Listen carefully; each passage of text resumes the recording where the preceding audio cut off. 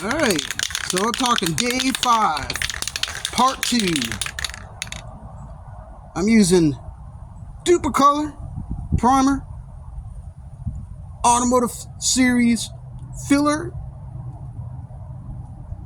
primer. I've used this stuff for great success on that Toyota Corolla series you might find there on my channel. If you want to see that, you can go on there and take a look.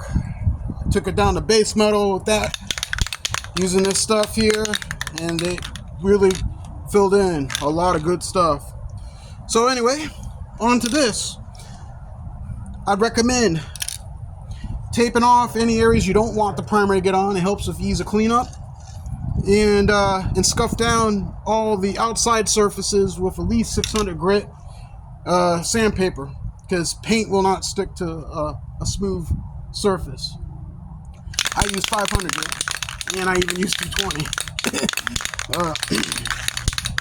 Well, I had part 1 or part 2 of this prior, and I already did one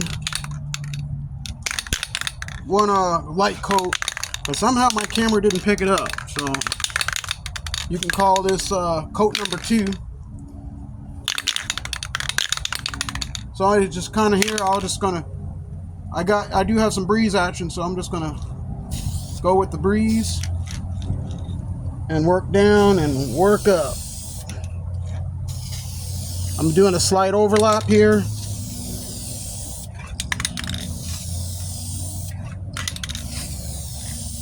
There we go.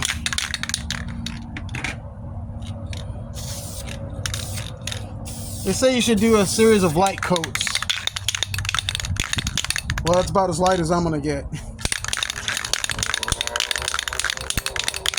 So that's really what I did. Probably 3 minutes in. I'll kind of let it tack up for a good minute here as we talk.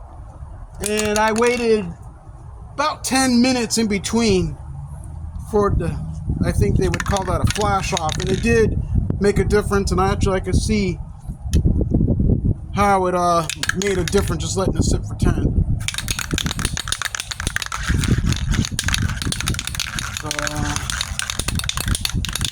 I'm gonna hit it one more time. I'm gonna get on it one more time. My other things I've learned with painting, especially I'm gonna call this open air painting outside using rattle cans, aerosol cans. If you happen to get something into paint, just let it sit there. Don't try to dab it out. It just makes things worse. Let it dry, and then sand it out with a light sandpaper. It'll come out in the wash, because you're gonna have to block sand it or finish sand it anyway. So ask me how I know. Well, I've been out here doing this for a little bit. So just my recommendations: if you happen to get something blown into the paint, let it sit there. If you can pick it out, great, but if not, you'll be able to sand it out, and then you just have to sand it and hit it again.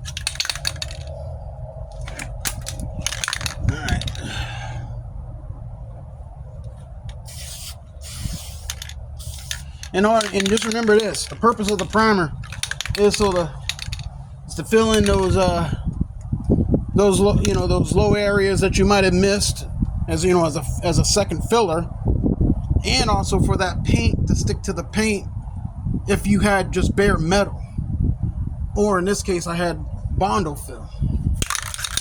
So that's the reason why I use primer. Sometimes I don't even use primer at all. The thickness of the, if I scratch it up real good or scuff it up like I think I've already mentioned with 600 grit, 500 grit, around that, maybe even 1,000, depending on how good the paint is, that the paint will stick. I've used Rust-Oleum, I've used Duplicolor for the most part in the rattle can. Alright, I'm just going to do a little bit light more. Oh, that's another right here.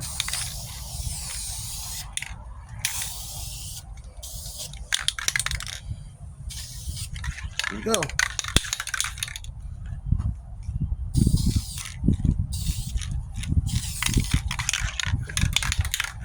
Okay.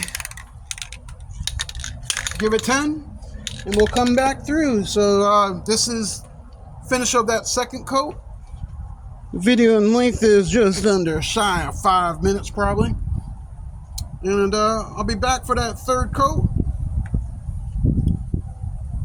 Maybe even do a fourth, and then I'll do a little light block sanding.